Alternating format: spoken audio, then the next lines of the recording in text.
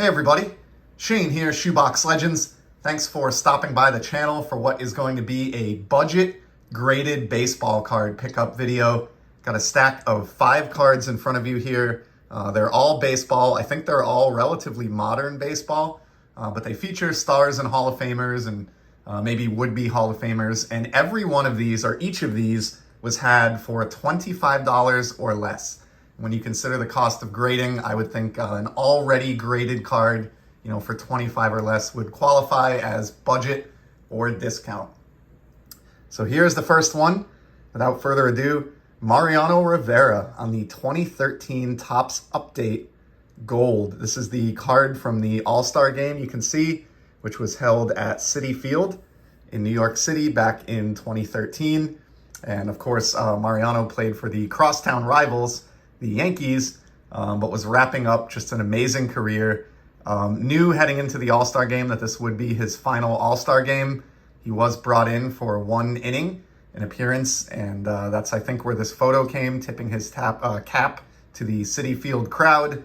Pitched, of course, a scoreless inning and actually was awarded the All-Star game MVP for that appearance. So kind of a great, I love tip of the cap cards, especially for legends, late in their career, winding it down. I know I've shown a Pujols recently that came out within the last year, but I just really dig that tip of the cap Rivera final year card. And believe it or not, in the Topps Gold, which is always serial numbered to the year of production, you can see in the upper right there, this card cost me, I believe it was $11 and change. And I think that's because most people, or not as many people, care for the All-Star cards as the base cards. But whatever the case, happy to have that one in a fine 9 in the collection.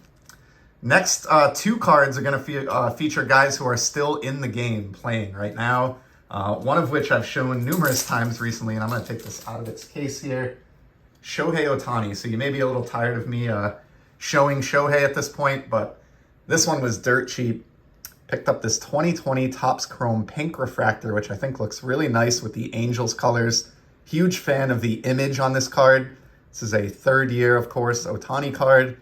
And while this isn't numbered or a particularly valuable card at all, that's not why I bought it. I bought it just because I enjoy Shohei and I enjoy collecting his cards. But the seller for this PSA 9 accepted my offer of $20 even, and I just couldn't pass it up at that price. Otani looks larger than life on this card, thanks to the way that the photo is cropped with the bat going out of frame and his feet not even being visible. He just looks like the giant that he is in the sport and in the hobby.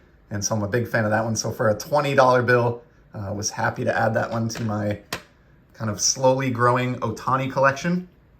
Next up, this is definitely the best deal, I guess, if you want to look at it that way, in today's video. This is a guy I don't have a lot of cardboard representation of, but I do think he's an exciting young player in the game. At times, it almost seems like he's one of the guys that MLB wants to position as sort of the face of baseball in their newer, faster game. And it's J-Rod, Julio Rodriguez. So I was able to pick up his rookie card from the 2022 Topps release, but this is the variation that was in the, I think, the complete factory set that you would buy like in retail locations. So when you would buy that set, you would get this photo variation. And they've done this for rookie cards going back years now. I'm assuming it's less desirable than his standard rookie in the same condition. And the only reason I say that, won this at auction for $6.50.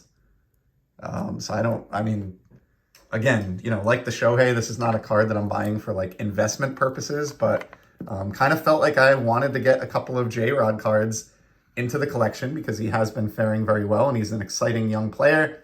And, for $6 and change for a graded Topps rookie card, I just couldn't pass that up. So there you have it. I got 2 cards now of players that are retired. These are from arguably my favorite decade in hobby history, the 1990s. We're going to start with an autographed card. So if you've watched the channel for any length of time, you may have run into some videos where I talk about 1990 Topps. It's the first set that I collected as a kid, and I love it, for that reason. So I'm kind of a 1990 Topps buff, I guess, always looking for more ways to kind of add those cards to my collection. in different formats. And I found this one for $19. It is the Rafael Palmero 90 Topps card, autographed and PSA DNA authenticated. So nice bold auto there from Palmero, right across the front of the card in Sharpie.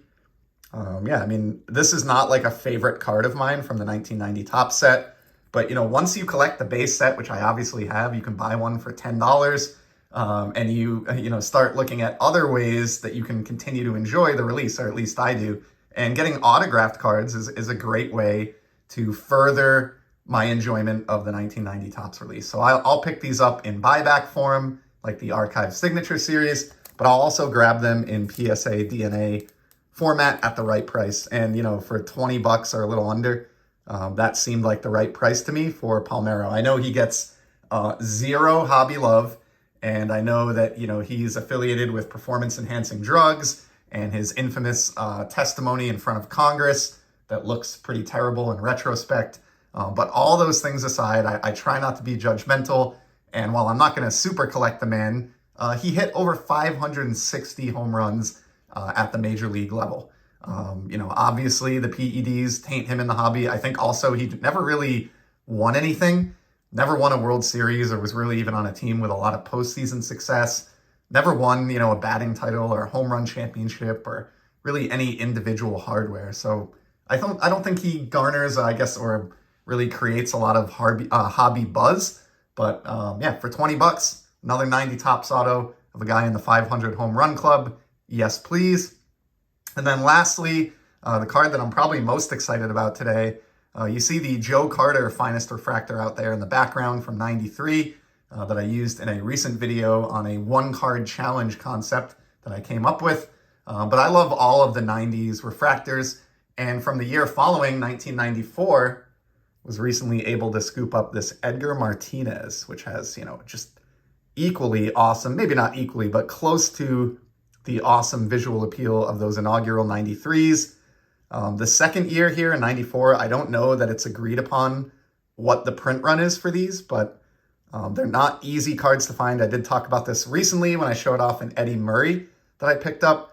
And in this case, getting Edgar Martinez, one of the greatest designated hitters in the history of the game, and a guy who's enshrined in the Hall of Fame, 300 home runs, multiple batting titles. So he was not just about power, although he certainly had power.